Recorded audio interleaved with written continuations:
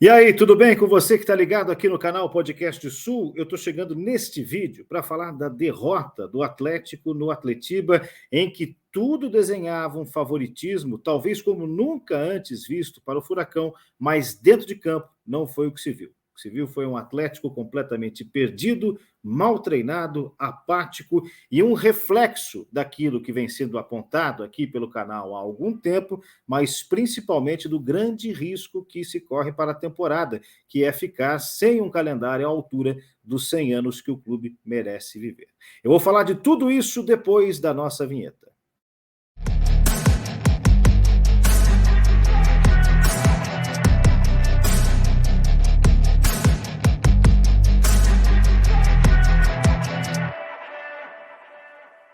Sempre pedindo para você que você se inscreva no canal, deixe like no vídeo, comente se você concorda, discorda, sempre com educação, hein? Use também o botão valeu para valorizar o seu apoio a esse canal, ou ainda, como a gente está vendo aqui, o nosso Pix cai no meu nome, mas você está fortalecendo todo o projeto Podcast Sul.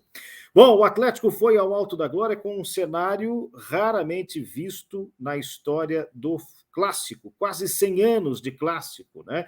E qual cenário era esse? Um elenco muito acima nas avaliações, um momento muito melhor, 10 jogos, ainda que sejam com 5 empates, e alguns deles ali atuando mal, porque aqui a gente não passa pano, elogia quando é para ser elogiado e critica quando é para ser criticado, e principalmente o rival numa situação de penúria, né? Sem vencer já há muito tempo, com 8 derrotas consecutivas, o último colocado, 53 gols tomados, a única coisa que jogava a favor do Coritiba no clássico era o mando de campo, com a presença da torcida. Os atleticanos estiveram lá também, esgotando os ingressos que lhe cabiam, e, claro, a mística do clássico. E o Atlético não entrou jogar. Foi uma atuação muito ruim, repetindo momentos, especialmente daqueles em que o Atlético jogava com os 3 volantes. Não é coincidência que isso tenha acontecido ontem, né, no clássico. Ontem, para quem está vendo esse vídeo, estou gravando na segunda pós-clássico, se você está vendo mais para frente, a reflexão ainda vai valer, né? Mas não é coincidência que com 3 volantes o Atlético não tenha se encontrado. Há que se fazer também uma espécie, uma ponderação sobre por que jogou assim, pelos diversos desfalques, né? Vitor Roque machucado, Pablo e Vitor Bueno suspensos, principalmente esses, né? O Madison fora também, mas o Atlético abriu mão do Terence. A diretoria resolveu negociar o Terence, que no ano passado foi um meia muito decisivo. Então, o elenco também perdeu força, a reposição não foi à altura. E com as peças que tinha em mãos, o Wesley Carvalho não conseguiu botar um time competitivo em campo. Fernandinho mal, Thiago Heleno mal, o time lento, disperso em campo. Uma entrevista no intervalo do Eric resumia o que foi o Atlético. Enquanto o Coritiba brigava, mordia, fazia o jogo que tinha que fazer, o Atlético não existia em campo, não criava, sofria muito com a escalação e o posicionamento errado do Zapelli. O Zapelli é um meia, ele é arco, ele não é flecha, ele não pode ficar na ponta. E isso um técnico competente tem que ver e tem que avaliar. Nas mexidas as coisas não funcionaram. Eu disse aqui em lives anteriores que eu teria optado, né? Eu imagino que por uma formação até física que o Coritiba veio, mas acompanhando os jogos do Coxa, imaginava que para o Atlético a melhor solução seria o Rômulo. A aposta do Wesley Carvalho foi no William Bigode. O Bigode é um jogador mais técnico, menos forte, mas mal pegou na bola, a bola não chegou nele. Quando chegou, ele não tinha condições físicas de brigar com a defesa do Coritiba, que fez uma ótima partida. Henrique e Kusevich também. Talvez o Natanael tenha destoado um pouco, sofrido com o Canobi, mas também nenhuma grande chance assim. E o Vitor Luiz até gol de falta fez no Bento, que falhou na armação da barreira e no posicionamento dele. Defendi que fosse titular aqui, porque é o goleiro titular do Atlético, é um goleiro de seleção brasileira, mas falhou no posicionamento no gol de abertura do placar, e ali já se desenhava o que seria o clássico. Mas o clássico, meus amigos, para o futuro, vai ficar a mágoa do atleticano em ter perdido para aquele que é reputado, mesmo entre os coxas brancas, como o pior time da história do Coritiba, que vai ter que tentar uma reviravolta impressionante para poder escapar do rebaixamento, mas fora isso, fora o sentimento, essa coisa do clássico que incomoda sim, e é preciso que a nova geração respeite o Atletiba. São quase 100 anos de história a serem completados em 2024. É um clássico que já teve momentos ruins e bons dos dois lados, já teve grandes embates, jogos memoráveis. É uma rivalidade que precisa ser construída e valorizada nas vitórias e nas derrotas, porque é assim que se faz grande o Atlético e também o Coritiba. Se você olhar pelo Brasil, as rivalidades, Flamengo, Fluminense, Vasco, o Botafogo estava meio subido, mas reacendeu, isso dá combustível. Atlético Mineiro e Cruzeiro, Internacional e Grêmio, que estão nesse canal, como se fazem grande. Olha só, cada um, né? O Grêmio estava na Série B, subiu, e o Inter está numa semifinal de Libertadores, enquanto o Grêmio é o terceiro colocado e briga, ou sonha com ainda a briga pelo título brasileiro. Isto é grandeza, um puxa o outro.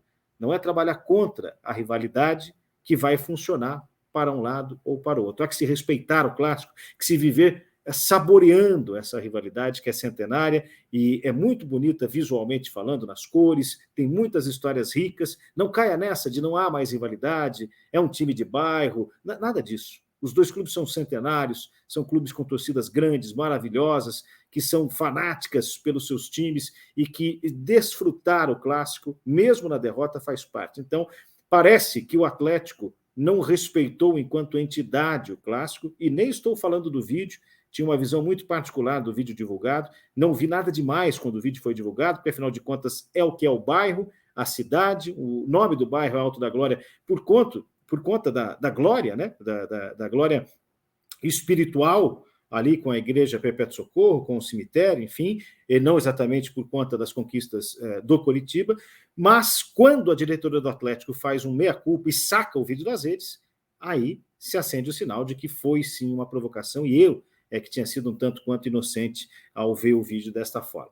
Pois bem, mais do que isso, não respeitar o clássico é não se mobilizar.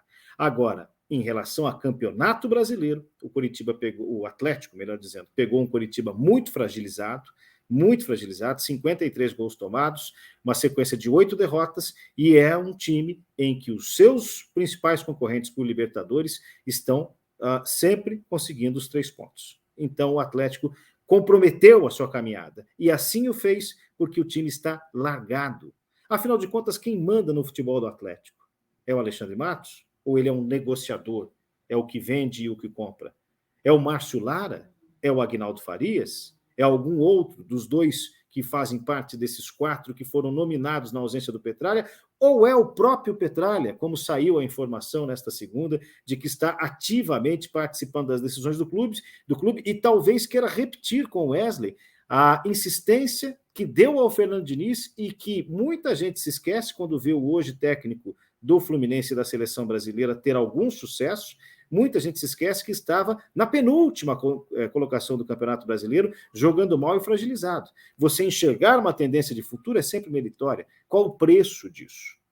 O Atlético vai insistir com o Wesley porque talvez em 5 anos, que é mais ou menos a distância em que o Diniz começou o seu trabalho pela primeira vez num grande clube e agora atinge uma espécie de maturação, podendo ser campeão da Libertadores, ou pelo menos tendo uma oportunidade na seleção brasileira, enquanto o Ancelotti chega ou não, o Atlético vai insistir com 5 anos com um treinador que claramente está incapacitado para a função, tem leitura ruim de jogo, não percebe os movimentos, não consegue mobilizar o vestiário num clássico.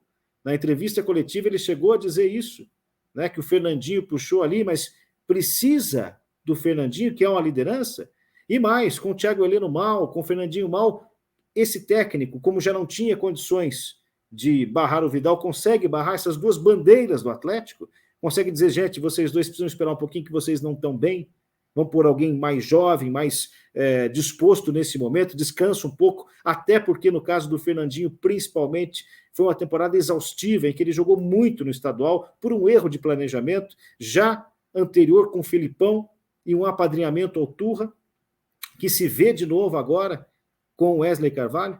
O Atlético, desse jeito, e com a tabela que tem pela frente, Bragantino em casa, aí tem Grêmio e Botafogo, acho que tem um jogo contra o América, e Palmeiras, sendo que esses 3, Grêmio, Botafogo e Palmeiras, são fora de casa. Ele pode acordar completamente fora da Libertadores. Ele já é o 8º colocado, ultrapassado pelo Atlético Mineiro do Felipão, que fez o que fez, mas lá em Minas já arrumou o xará. E o Atlético teve a oportunidade de buscar um técnico melhor do que o Paulo Turra, mais moderno, mais arejado, e optou por brincar de fazer futebol.